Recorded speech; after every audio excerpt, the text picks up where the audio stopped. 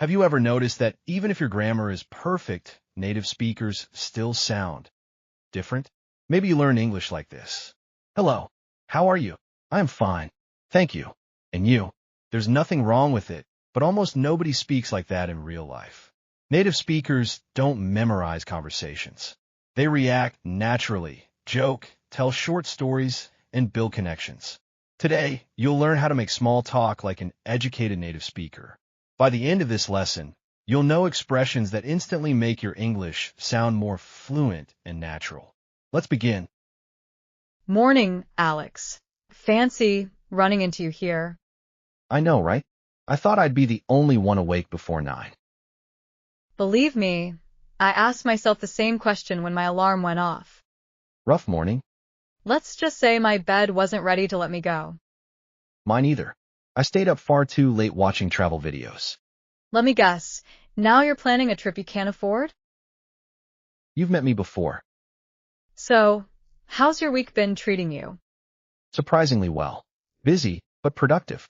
I've finally crossed a few projects off my list. That's always a satisfying feeling. What about you? It's been one of those weeks where every time I finish something, 3 more things appear. The never-ending to-do list. Exactly. Any exciting plans for the weekend? I'm hoping to go hiking if the weather cooperates. Otherwise, I'll probably stay home, order takeout, and convince myself reading counts as being productive. Honestly, that sounds like a great weekend. What about you? A few friends talked me into going to a trivia night. Are you good at those? Not even close. But losing is easier when there's pizza involved. That's a solid philosophy. Speaking of which, have you tried the new cafe downstairs? Not yet. Is it worth checking out? Definitely. The coffee's great, but the pastries are dangerous. Dangerous? You'll tell yourself you're buying one, and somehow leave with 3.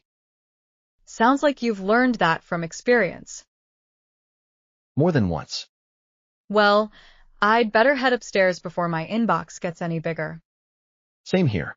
Have a good one. You too. See you around. Most English learners think small talk means asking lots of questions. Actually, native speakers usually follow a simple pattern. Step 1. Make an observation. Instead of, how are you? They often begin with something happening right now. Examples. Fancy running into you. I didn't expect to see you here. Looks like everyone's running on coffee today. These sound spontaneous. Step 2. Share something about yourself.